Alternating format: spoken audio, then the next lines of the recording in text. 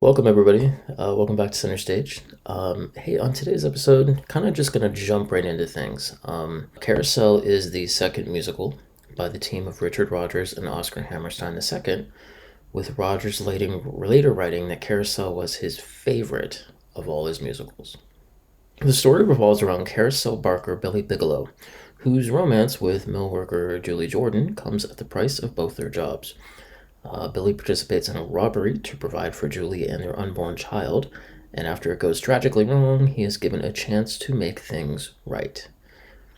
Following the success of Oklahoma, the pair sought to collaborate on Carousel. Now, the musical required considerable modification during out-of-town tryouts, but once it opened on Broadway in April 1945, it was an immediate hit with both critics and audiences. The show would run for 890 performances, and duplicated that success in the West End in 1950.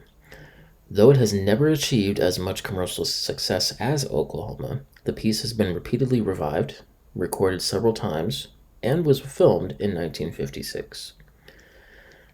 The casting for Carousel began when Oklahoma's production team, including Rodgers and Hammerstein, were basically seeking a replacement for the part of Curly. A California singer, John Raitt, was brought to New York for an audition. To warm up, Raitt asked to sing Largo Al Factotum from The Barber of Seville. The warm-up was sufficient enough to prove to the producers that not only had they found a Curly, but they also found a Billy Bigelow. Teresa Helburn of the New York Theater Guild made another California discovery, who is an MGM singer-actress by the name of Jan Clayton, who would be brought east to audition for the role of Julie Jordan. The producers sought to cast pretty much unknowns for Carousel. Unfortunately, due to the war, it proved harder to cast the ensemble than the leads. Rodgers and Hammerstein reassembled much of the creative team that had made Oklahoma a success, including choreographer Agnes DeMille. Rehearsals began in January of 1945, with either Rodgers or Hammerstein always present. The original lyrics for the song Soliloquy were presented to Raitt on a 5-foot-long sheet of paper, originally running for 8 minutes long. Like most of the pair's works, Carousel contains a lengthy ballet. The ballet is entitled Billy Makes a Journey, which focuses on Billy as he looks down to earth from up there, observing his daughter. After opening for tryouts in Connecticut, the staff immediately sat down for a 2-hour conference, cutting not only 2 songs, 5 scenes, but also half the ballet. A reprise of If I Loved You was added into the second act, which Rodgers felt needed more music. And after 3 weeks of trials in Boston, following the brief run in Connecticut, the audience gave a very warm receptional nod. The final night, DeMille chiseled back the ballet to 40 minutes, bringing the audience to their feet. Rodgers and Hammerstein knew they had their hit. Carousel would open at the Majestic Theater in April of 1945. Now, despite Rodgers having injured his back the previous week, he was not only sedated with morphine, but watched the opening from a stretcher propped in a box behind the curtain. And he could only see part of the stage. Now, as he could not hear the audience's applause and laughter, he assumed the show was a complete failure. It was not until friends congratulated him later that evening that he realized the curtain had been met by wild applause. That production would run for 890 performances. After closing on Broadway, the show went on a national tour for 2 years, visiting 20 states and 2 Canadian cities, covering 15,000 miles and playing to nearly 2 million people. The show then transferred to London at the Theatre Royal in 1950, running for 566 performances. Carousel was revived twice in 1954 and 1957 at New York City Center. Both times the production featured Barbara Cook, subsequently playing both Carrie and Julie. The production was then taken to Belgium to be performed at the 1958 Brussels World's Fair.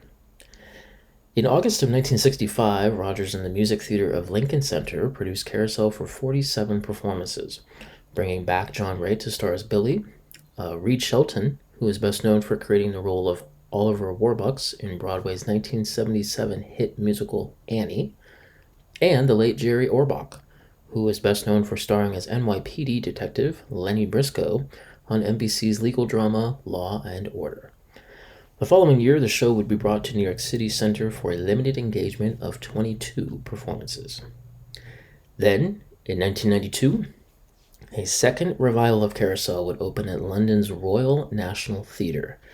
Now, in this staging, the story begins at the mill, where Julie and Carrie work, then moves to the shipyards, and then off to the carnival. As they proceed on a revolving stage, carnival characters appear, and at last the carousel is assembled on stage for the two women to ride. The production's limited run was a complete and total sellout.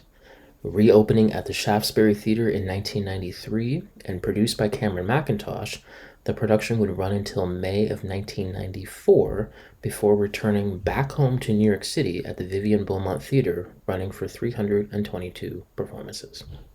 The 1994 Broadway revival, winning 5 Tony Awards, as well as 1994's Best Musical Revival, made one change from the London production, which had Billy strike Louise across the face rather than on the hand.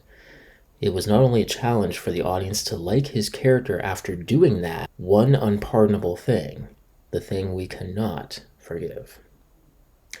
Now, a U.S. national tour would begin in February of 1996, bringing young talent to join the cast, such as Patrick Wilson, most recently playing Ocean Master in the 2018 film Aquaman, and Jennifer Laura Thompson. A third revival would open at London's Savoy Theatre in 2008, and after receiving warm to mixed reviews, the show would actually close in June of 2009, a month before the scheduled closing. It wasn't until April of 2018 when Carousel would see its third Broadway revival, opening at the Imperial Theatre and closing in September of that year. A film version of the musical was made in 1956, starring Gordon McRae and Shirley Jones. It followed the musical story very closely, although a prologue set in the Starkeeper's heaven was added. Carousel received almost unanimous rave reviews after its opening in 1945. Stephen Sondheim noted the duo's ability to take the innovations of Oklahoma and apply them to a serious setting. Oklahoma is about a picnic.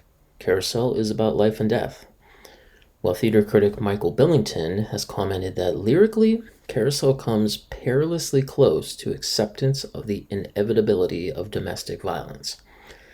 In 1999, Time magazine named Carousel the best musical of the 20th century, writing that Rodgers and Hammerstein set the standards for the 20th century musical, and this show features their most beautiful score and the most skillful and affecting example of their musical storytelling.